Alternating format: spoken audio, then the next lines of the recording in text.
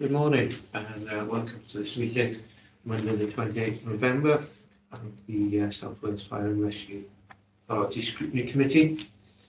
First item on the agenda are apologies for absence. I've had apologies from Councillor Norton. Okay, thank you. Item 2, declaration of interest. Members of the Fire and Rescue Authority are reminded of their personal responsibility to declare both orally and in writing any personal and prejudicial interest in respect of matters contained in this agenda in accordance with the provisions of the Local Government Act 2000, the Fire and Rescue Authority Standing Orders and amendments. Have you got any declarations of interest? No? Okay, right. Item 3, Chairman's announcements. I've got 2 this morning. First of all, Sue Molson from Torvine, who was the Deputy Chair of this group, has stood down from the Fire Authority. As yet, there's been no replacement. So, as Chair, leaves me with a bit awkward because I have to leave at 11:20. So, at some point, we'll have to agree on who will chair the meeting, okay, in my absence, unless, of course, we finish before then. Okay, so that's that. So if we could ask just for a temporary volunteer to act as deputy chair today. Well, we do it now, shall we? Yeah, if you would, and then we'll do a formal as part of the agenda for the next meeting and do a formal vote. Yes, it's just for this meeting. For so nominations and a vote for the deputy chair. Temporary chair. Yeah, Trevor would be prepared to do that. Not really. Okay. I'm leaving it to you. Oh, there we are. So there's an incentive to get the meeting finished by 11:20. Is everyone happy that Martin is going to temporary chair this? Yeah, fine with that. Yeah, okay, all right, thank you. Yeah, just out of interest, is there any balance when it comes to vice chairs in terms of minority party or gender balance? Okay, that's fine. See why there's not in the meeting gets picked. There we are. As usual. Yeah, makes sense. Okay. Next is the minutes of the meeting of the Scrutiny Group held on Friday, 23rd of September 2022.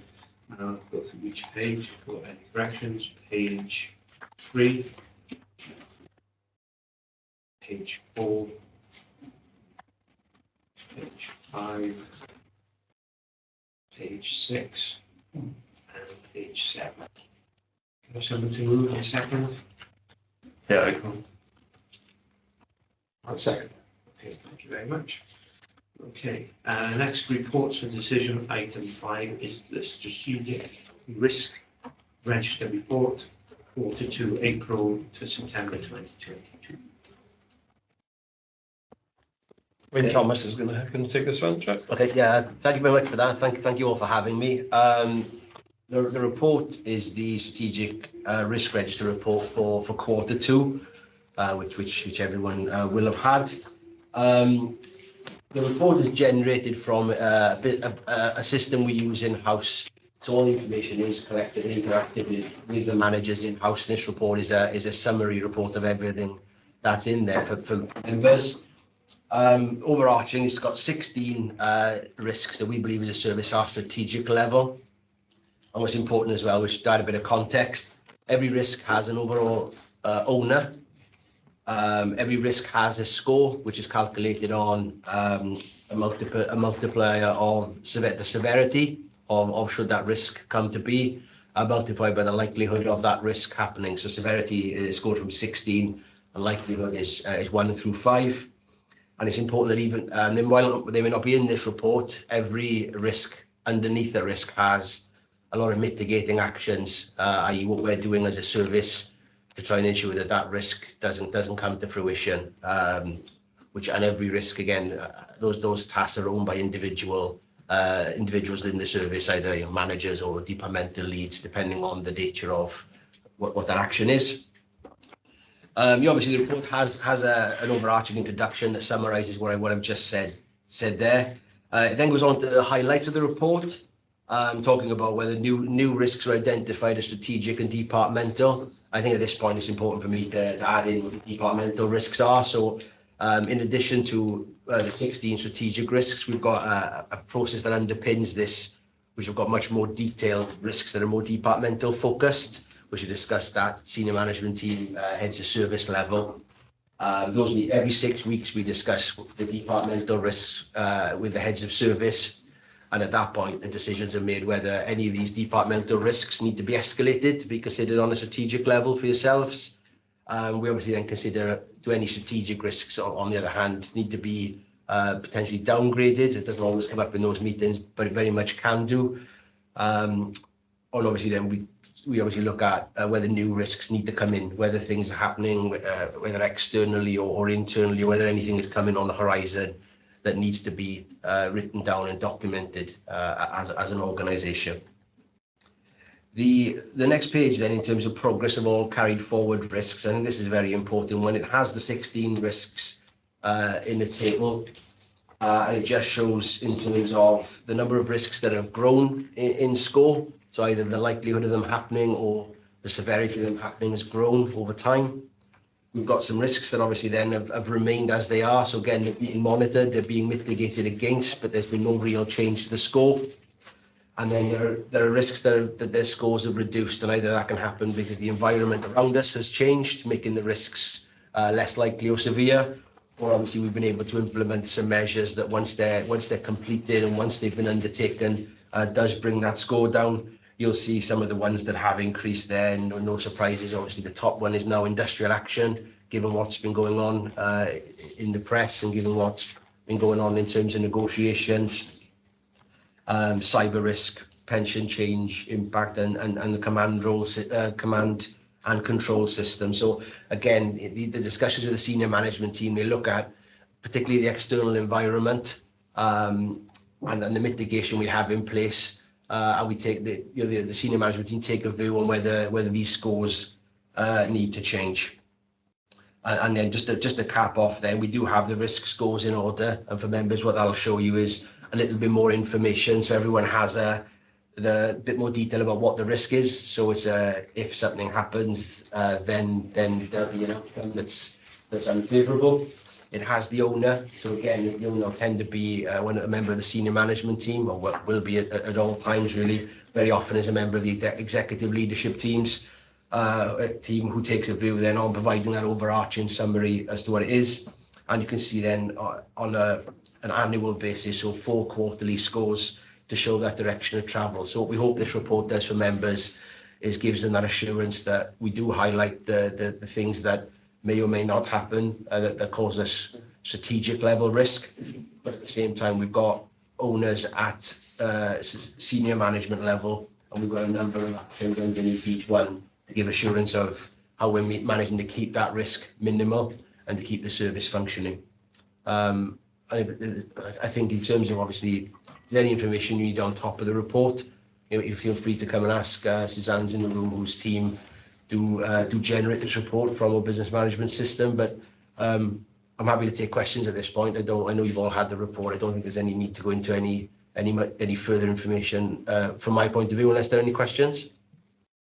Anybody got any questions? No, just an observation, Chair, if I might. From a scrutiny point of view, I find the presentation is very good. It's very clear, and it's in marked contrast, to receiving loads and pages and pages of tables and figures and whatever.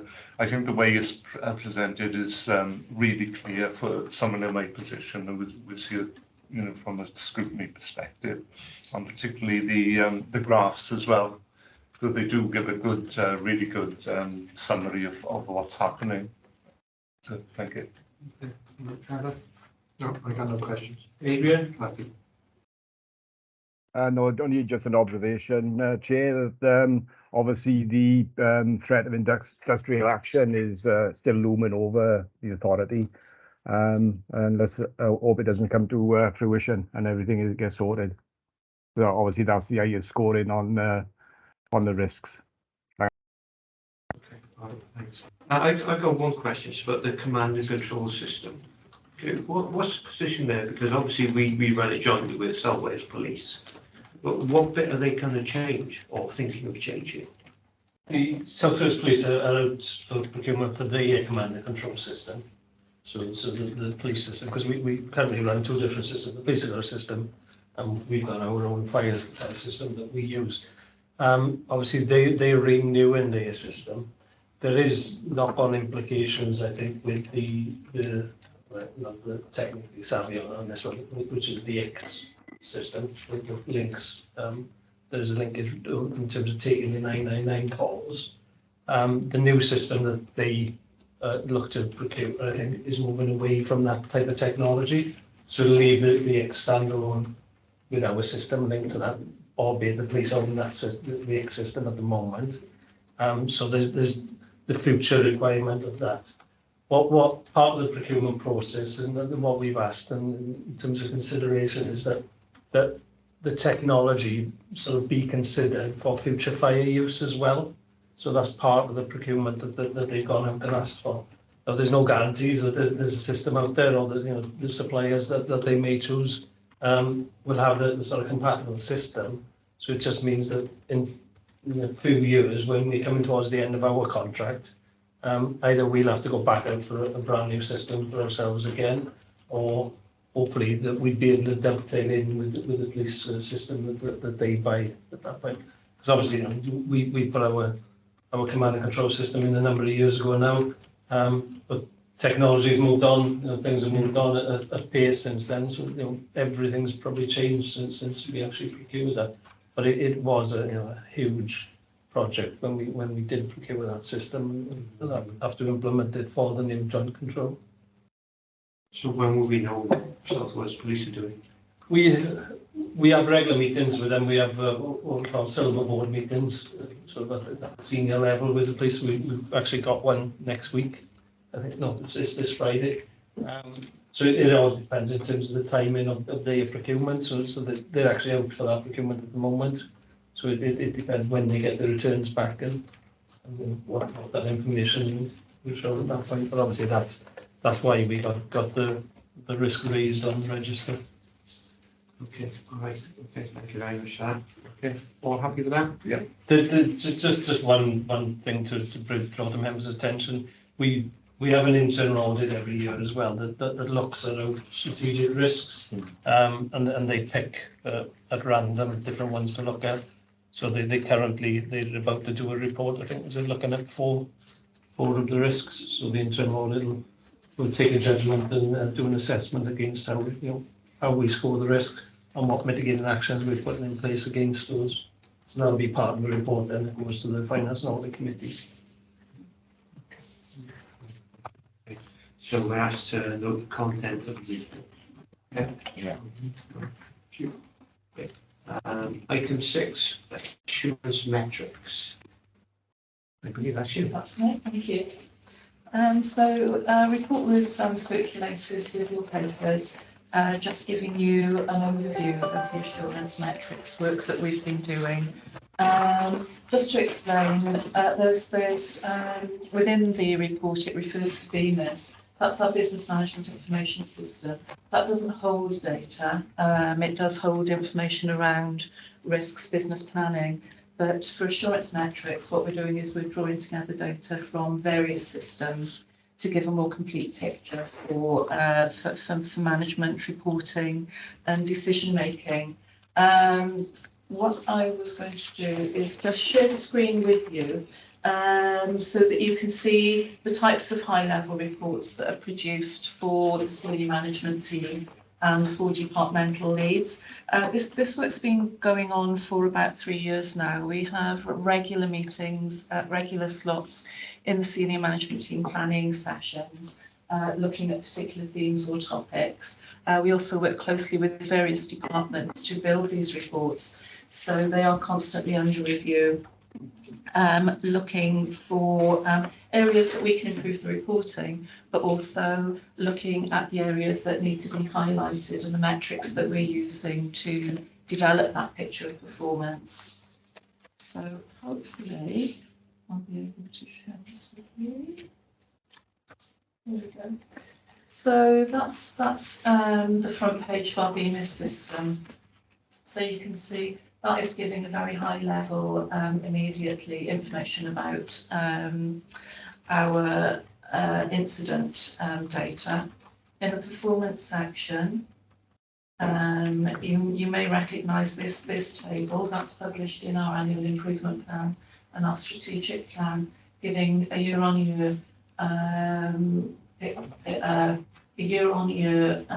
performance measures against our strategic indicators, and you can see our target for this year. So, as explained in the report, our assurance metrics are split into 6 areas. What we'll have a look at today is performance against our strategic indicators that's covered by response. You'll see here that as the tail end of the year, the reports that we've been looking at response and prevention, and we're coming into business fire safety. Those presentations to SMT are led by departmental or subject leads. As far as these reports are concerned, they're developed in conjunction with those leads, and we're a support to the business in that respect. And those presentations focus on the data that's provided through the assurance metrics, but they're also supported by an insight report that gives a snapshot, and it gives some of the context to the data that's being presented. So, in response, this is split into 5 areas. If we look at strategic indicators,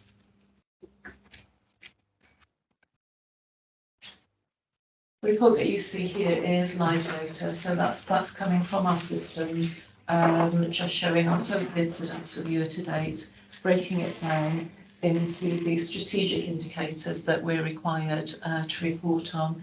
These indicators are important because they enable us to have those comparisons across fire and rescue services, particularly when they've been normalised by looking at the rates by population. We have the same stats for last year, so that we've got a view of where we are in relation. These are end of year statistics, so these are our latest reporting.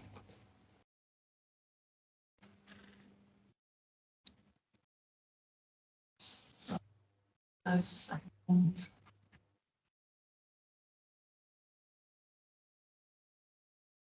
There we go. And then we drop into being able to have a view of looking at reports over time. So the initial page is looking at all incident numbers. It looks like there's a large drop there.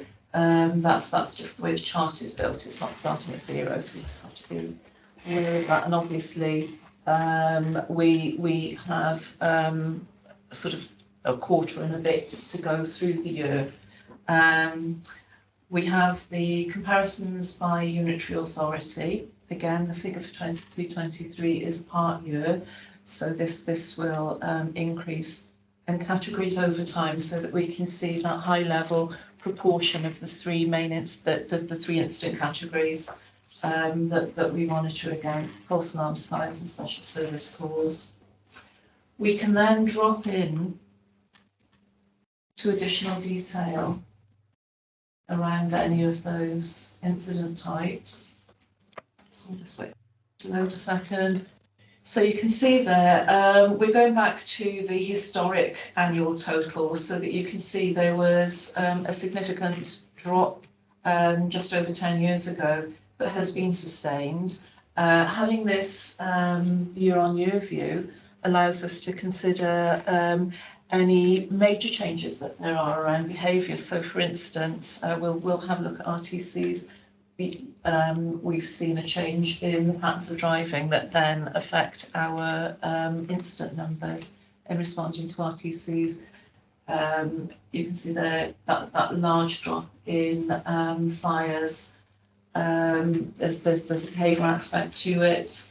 We also look at our measures against the annual targets that we've set, and in the current year we're looking quarter on quarter, that comparison against our targets. So if we look at Q2, this is just taking up until the end of September.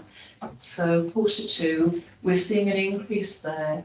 That's unusual. That's largely driven by that large number of grass fires that we saw unusually in July and August. Usually grass fire season is earlier in the year. This year we've had 2 grass fire seasons, so that's really had a big impact on our numbers for this year.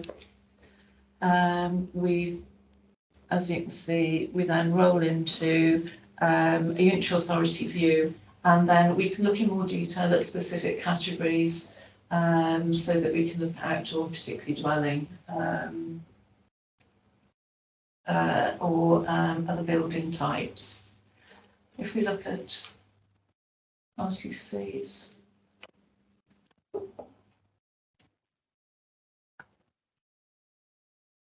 so here what we can immediately see is the impact of the COVID restrictions in a very large drop in the number of road traffic collisions that we were attending from April 2020. We've seen that reduction sustained. There has been an increase last year, but we're not going back up to the levels that we've had in previous years.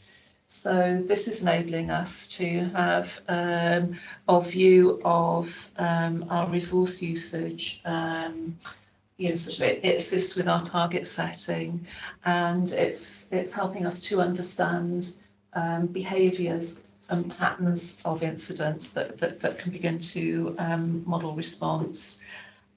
These indicators, they are defined measures that we are required to report on, as I said, and they're used for comparison against other fire and rescue services. They are published in our plans, and they are used for benchmarking across fire and rescue services. If I just take you to some benchmarking that we've done.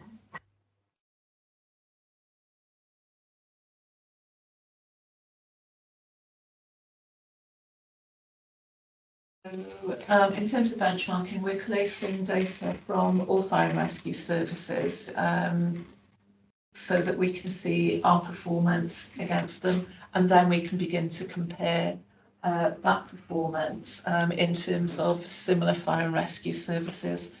So the NFCC are currently in a process of developing additional benchmarking that will allow us to compare ourselves against family groups. We were part of family group 4.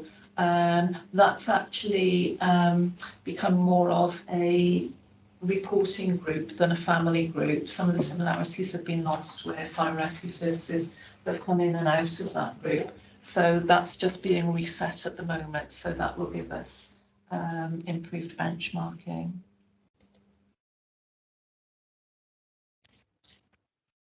I'll just give you another example quickly, looking at finance. So as I said, these reports are built in conjunction with departments, with team leads. So here what we've got is the information that's reported annually on our financial performance, but here you can actually begin to see that year-on-year year improvements when we're comparing, sort of budgets with expenditure. Many of our reports are snapshots, so being able to see change over time, being able to see direction of travel is of assistance in planning. We're currently in a process of reviewing and cataloguing our performance indicators. I think at the back of the report there's a short list of types of indicator that are used. We're looking to develop that so that these indicators are better matched towards our strategic planning, so that in addition to reports that you receive for consideration around our planning progress, there are actually measures and indicators that can be used to evidence progress on our improvement plans. So within this, obviously key are, sort of is the availability of data, data quality there. That's another aspect that is ongoing in terms of developing these reports. and making sure that they're available to the audiences, sort of those who are accountable for them, so that there is assistance through having better data views. So that. Yeah, but just to add there, thanks, Sue, that was great. But we've talked about how long the project's been going on for in its entirety, and I think just to add in there, the reason I think the project's been going on so long is you just saw what Suzanne was able to do with strategic level indicators in terms of looking at the figures and giving that story behind the direction of travel. And I think the reason the project has been going on for as long as it has is the fact that going down at departmental and team level and starting to challenge them around what are your metrics, what are you measuring, how do you know your performance is going in the right way, has really meant that this project's grown and grown. The momentum has been fantastic in terms of being able to give departmental managers live data around the things they're collecting already, giving them that ownership then of the direction of travel of all those indicators. Do they have the information they need? Is it in good enough shape? This project is growing and growing with the needs of the business, and the fact that scrutiny has been able, for the first time, to have live information and to be able to look at it, as you need it really as a departmental lead, and then having that scrutiny from the senior management team to be able to go in and either celebrate good performance or talk about trying to change that performance in a positive way, means that Suzanne's team will be able to go further and further into the business really, and talk to people we fall far from these strategic level indicators, but it's still everybody's obviously vital. But having that performance management culture through a project like this, to say to someone, well, how do you know your team is performing in the way it needs to, is really changing the whole culture of the service. And that's where, just by looking at some strategic level indicators, which are very high level, and that narrative that can go with what the figures show you, to be able to roll that out right the way through the organisation and the business down at team level. And I think for Sue, the more success you have in a project like this, the more people see it and the more people want to look at it. The senior management team are having information at their fingertips that they probably have never been able to have at this speed before. So it's really just making sure that this project is going to carry on really, so that we've really been able to embed that performance management culture right the way through. I just thought I'd add that in, so that was great. No, that's fine. The assurance metrics are very much sitting at the top of a pyramid of information, so there's so much information that we collect across the service. It's the visibility of that information, the availability, and quite often we'll find that there's information that's held by one department can be very, very useful for another. So what we're trying to do here is to bring reports together so that we're maximising the usability. So the information isn't just confined to the specific department or team that's produced it. There may be a working group, there may be crossover. So we're trying to really leverage, sort of the importance of that and prepare ourselves for the future in terms of reporting and being data-led. Any questions? Got one question, Chair, if I may, and that's one piece of data which had a tremendous fall. Was it RTC's? Yes, yeah. Right. Can you go back to that? Oh, sorry. For me?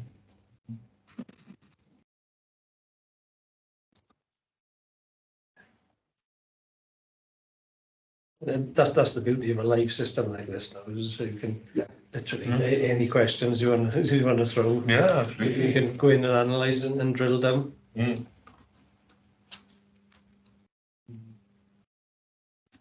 a bit telling, man. It is a victim of its own success, isn't it? It's just the workload that is putting on Suzanne's team now is because everybody wants to start using it more and more. Have we identified the reason for that? That drop was lockdowns and COVID. People weren't out on the roads. There was one before that, a few years. Oh, the fires.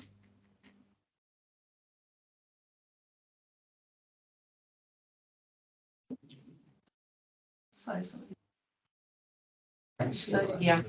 So 2011-12. Yeah. Have we identified the reason why that? Did we have a bad summer?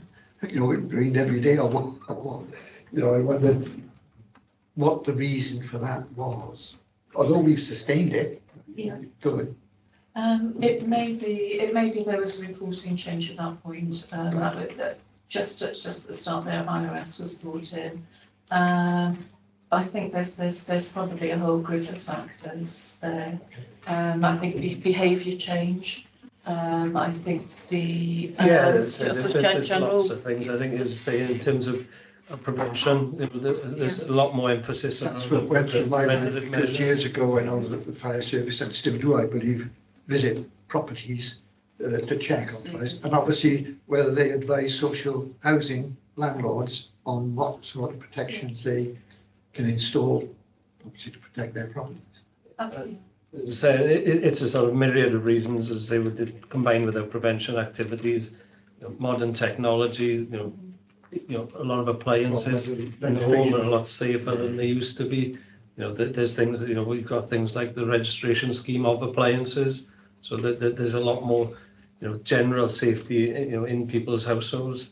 So, there's lots of contributing factors to why, incidents would go down. But the main one is that we keep pressing that preventative measures all the time as well.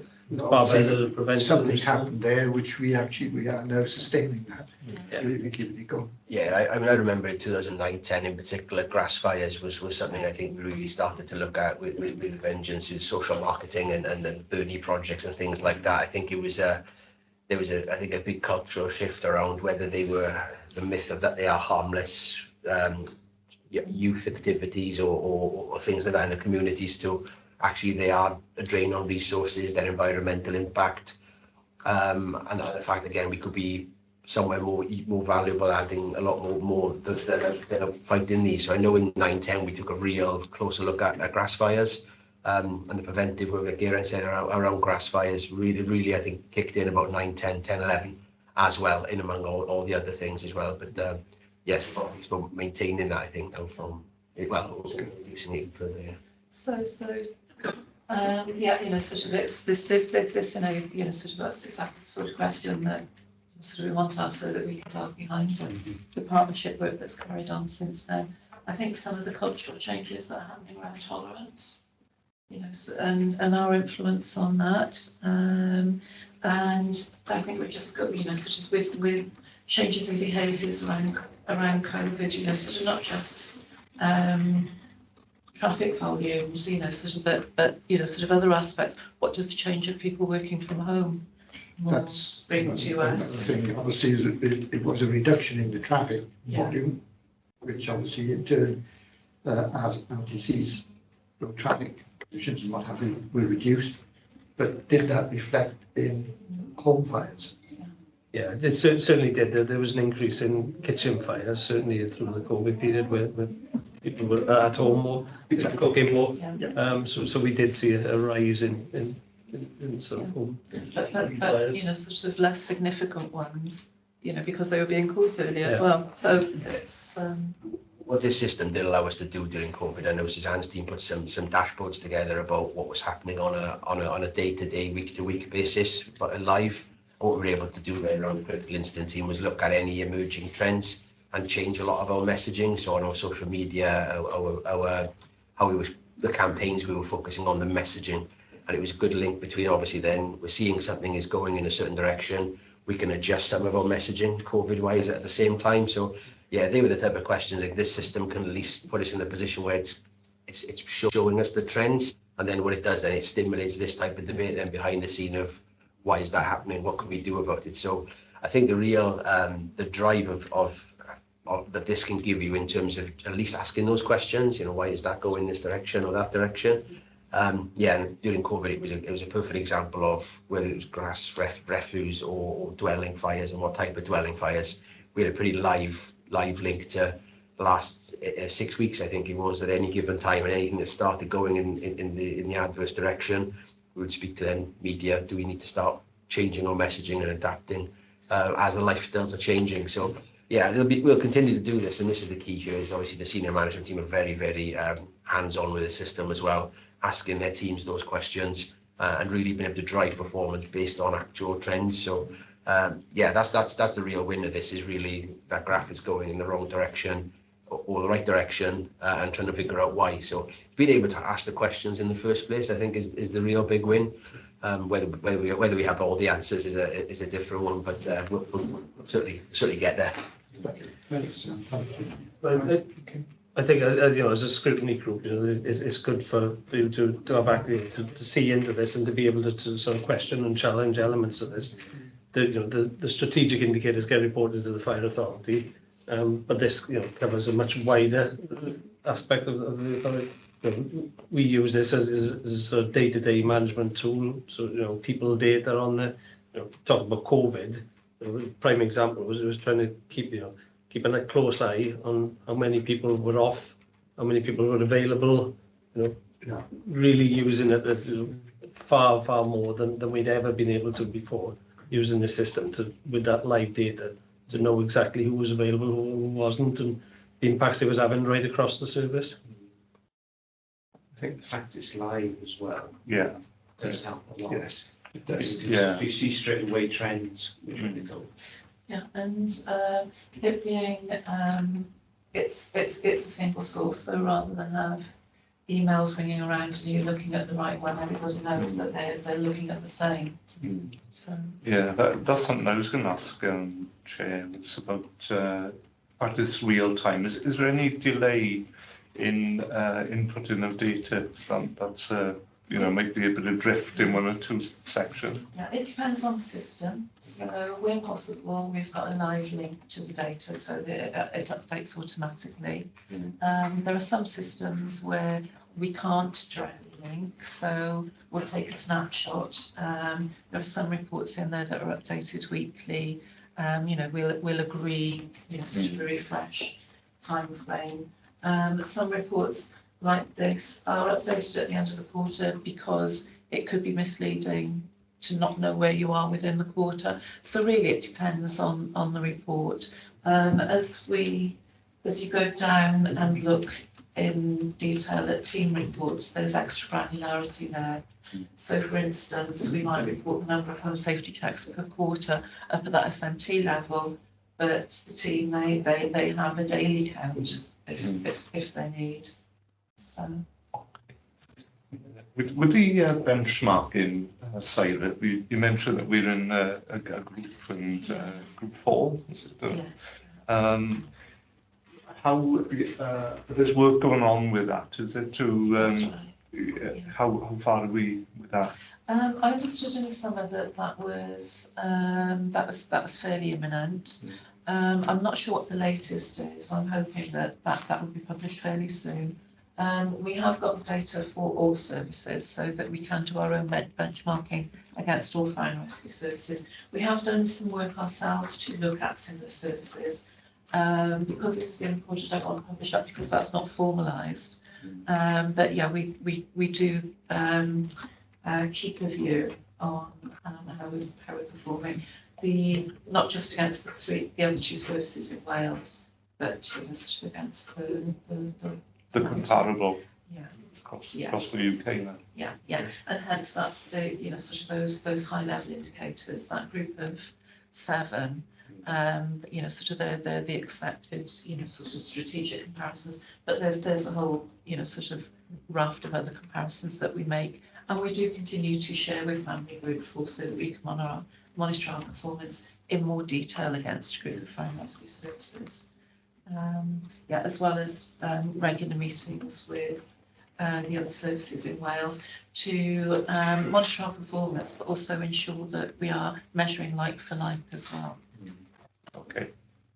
Finally, then, Chair, but the audience, what is the audience and who has access to this system? Okay. We were restricted on the number of licences originally with the system.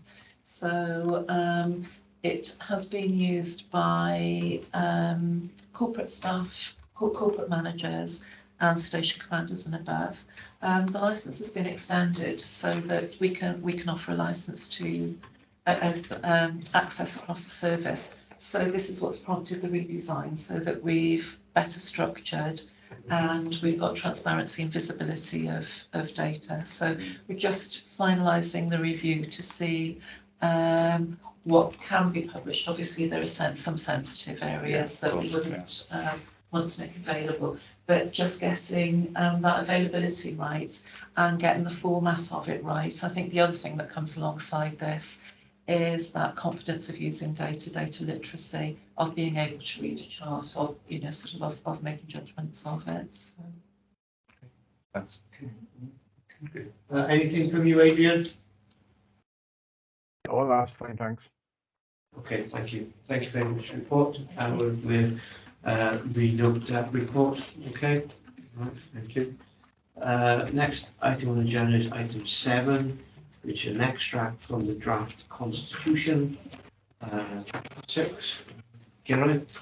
Yeah. We live in this. Thank you, Chair. Yeah, I don't know if members are actually aware that we've been currently doing quite a large piece of work to sort of review and redraft the constitution for the Fire and Rescue Authority. Quite a considerable piece of work. The existing constitution was last reviewed in 2012, and obviously there's been a lot of legislative changes that have happened in that time. Biggest one probably being the Local Government Election Wales Act 21, and the sort of requirements of that act in around public accessibility to meetings, multi-location meetings, you know, everything that changed really through COVID. I think there was lots of changes brought around with that act that had big impacts on local authorities, and obviously ourselves as a Fire and Rescue Authority captured under that. So as part of the review of that constitution, it was agreed in the AGM this year, the Fire Authority, that we'd stood up a cross-party standing orders working group, which was consisted of three Fire and Rescue Authority members, and they've been working with myself and Sarah as Deputy Monitoring Officer, going through the changes in the draft constitution that we'll be putting through shortly.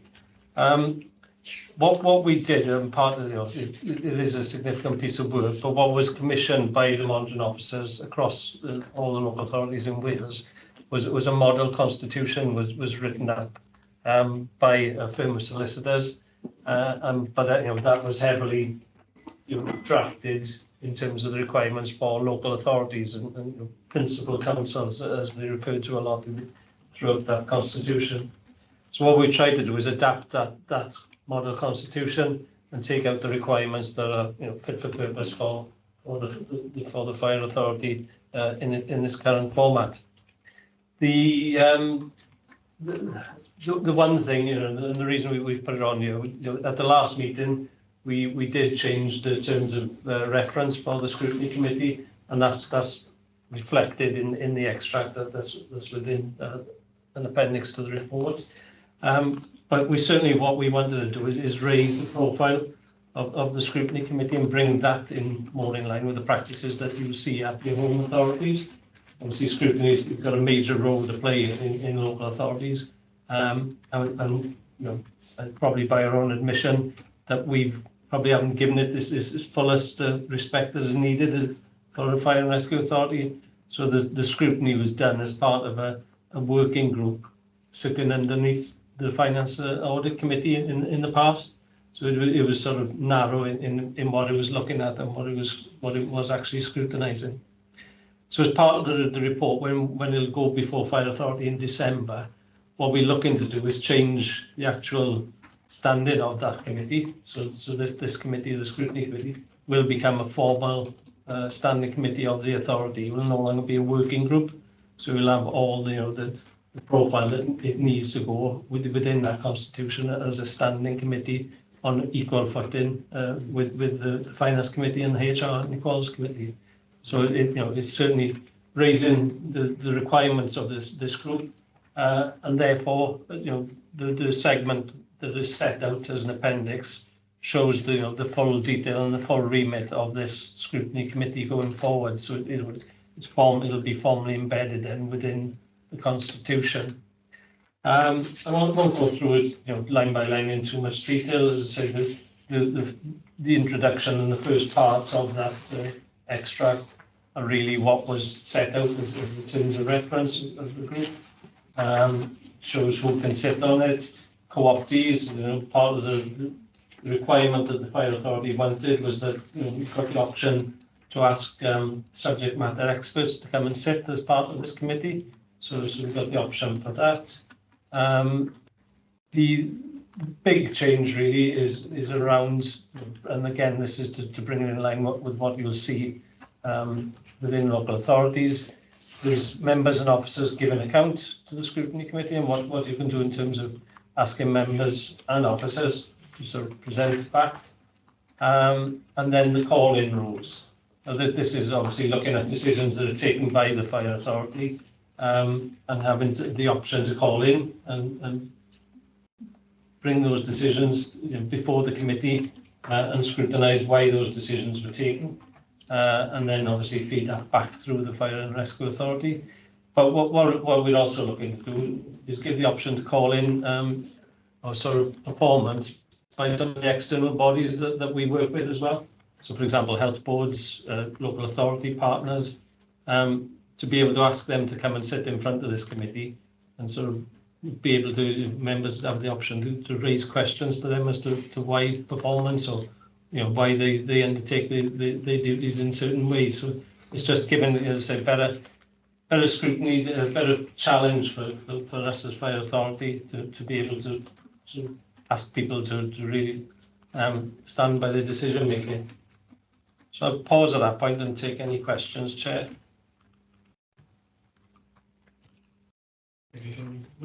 Just a small question. You say December we're likely to? Yeah.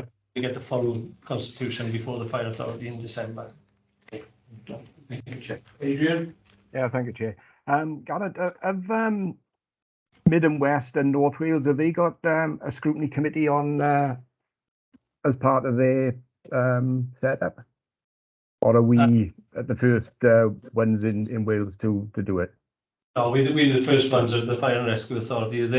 They have, I think so we do it so differently, but I know in Mid and West it's called the Finance and Scrutiny Group, or Performance, and I can't remember which way around, but I think in Mid and West it's the Performance and Scrutiny Group, and in North it's the Finance and Scrutiny Group.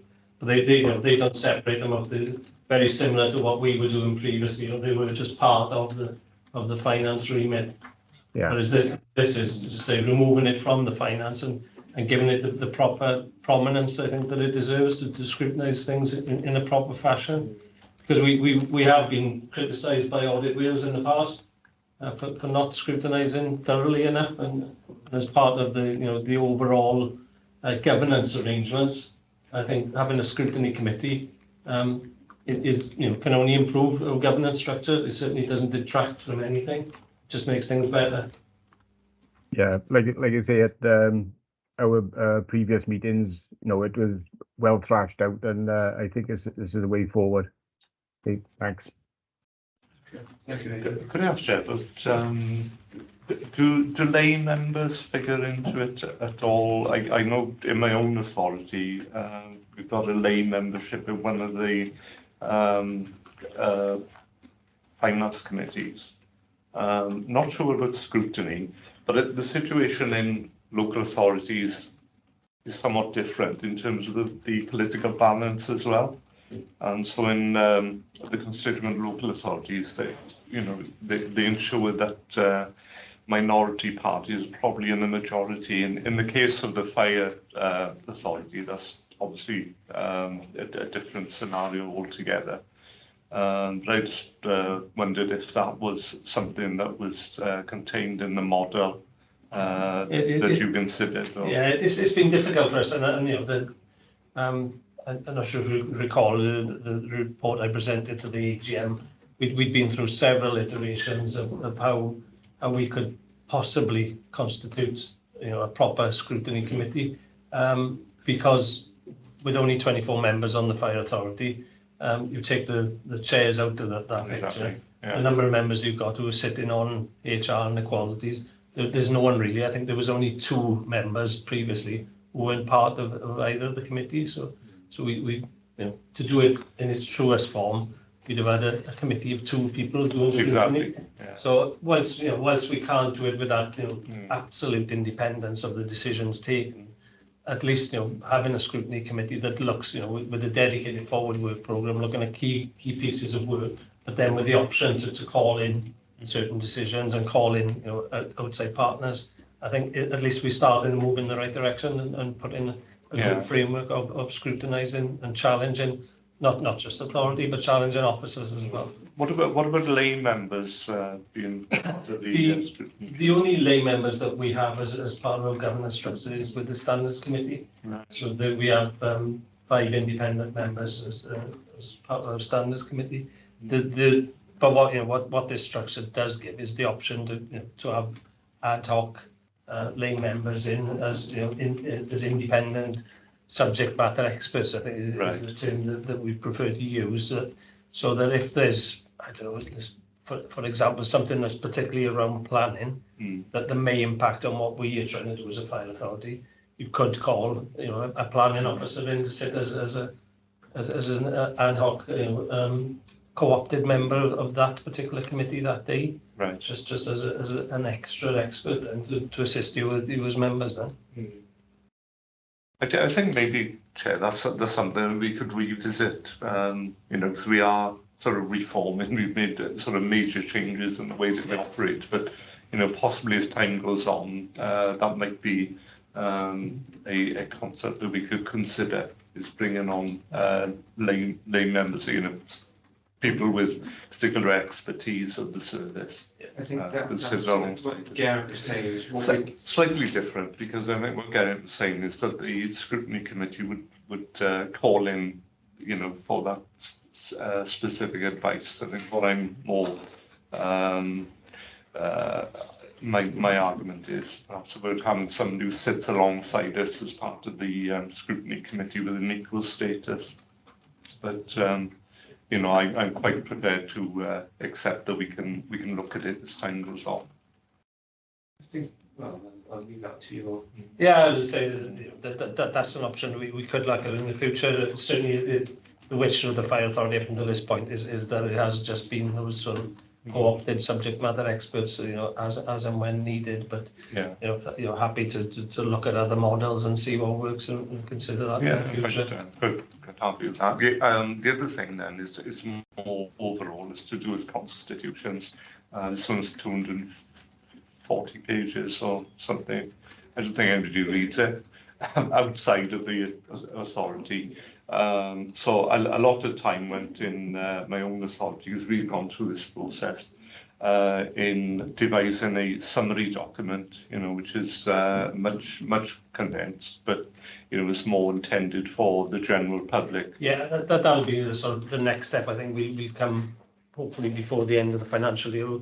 As part of it, there's a requirement to produce a guide to the Constitution. Yeah. Which as you say is for accessibility then for members of the public to be able to refer to the parts that they want to look at without having to read through the entire Constitution. But it will cross-reference. Cross-reference with links to the exact part that they're interested in. Yeah. But it does make it more readable. It's interesting, as part of the monitoring officers group, we do lots of discussion around how would you produce a guide that's readable to the public? Because the sort of some of the guides I've seen are very, very dry and very deep reading. So some are talking about having a more of a video guide that you can attach to it, and it's just looking at different options. But I think we'll start off with a sort of template written guide and then look to make it more accessible in the future. Yeah. Because that's the one thing that our Constitution will move towards is more public participation in fire authority. Because our current Constitution certainly hasn't encouraged that in the past. I think it has to be said, Chair, as well, an awful lot of work must have gone into this, because the model that was prepared was basically for the principal authorities and not really, intended, I think, for authorities like this. And so that extra work must have had to go into it to make it a working document. The Chair was part of the working group. Oh, yeah, well done, Chair. On our website was going to close with saying my thanks to Garrett and Sarah Watkins, because it's been an enormous amount of work. Absolutely. We've had 3 meetings, it's about 6 hours of work just for us as members. I know that Garrett and Sarah have spent a lot longer on this, going through it bit by bit, inserting some things. There's also appendices that come into it as well. So they work very hard, and my gratitude to them for what they've done. It's not been easy. No. A lot of the requirements of that model template, they aren't, we don't have to, follow suit and sit under those requirements. They are specified for local authorities. But I think what we're trying to do is future-proof the fire authority for that. Things like, live streaming of meetings, we don't have to do that. It's not a requirement for us yet. But we've built it into the Constitution because we think it's only a matter of time before it'll come. Yeah. And I think it's right and proper that we do it anyway. So we're doing things, good practice, just before they're forced upon us. I think so. I think it's a good challenge, isn't it? And this, the Constitution then will be going before the full meeting, presumably. Yeah, on December the 19th. This is just part of. Yeah. I think it's 60 pages of 200. Just the scrutiny one, yeah. Yeah, there's been quite a few bits extra. But yeah, it's been a long piece of work, but fair play to both of them that got through this. I didn't find many typos, so we did go well. Good. So yeah, so there's no further questions. We're basically asked to note. Content of this. Okay. Thank you very much, and again, thank you to Sarah and Garrett. Thank you. Okay, item 8 is our forward work programme. Yeah, so this is obviously the plan for the items that have been presented so far, and including today's meeting, obviously the remainder of the year. Like I said, there are items set out to give us a robust look forward to see areas that we will be looking at, but like everything else, it is only a plan. So if members have got particular items they'd like to see added to the work programme, we can by all means accommodate that as well. So if you have anything you want to add, you can touch with Garrett.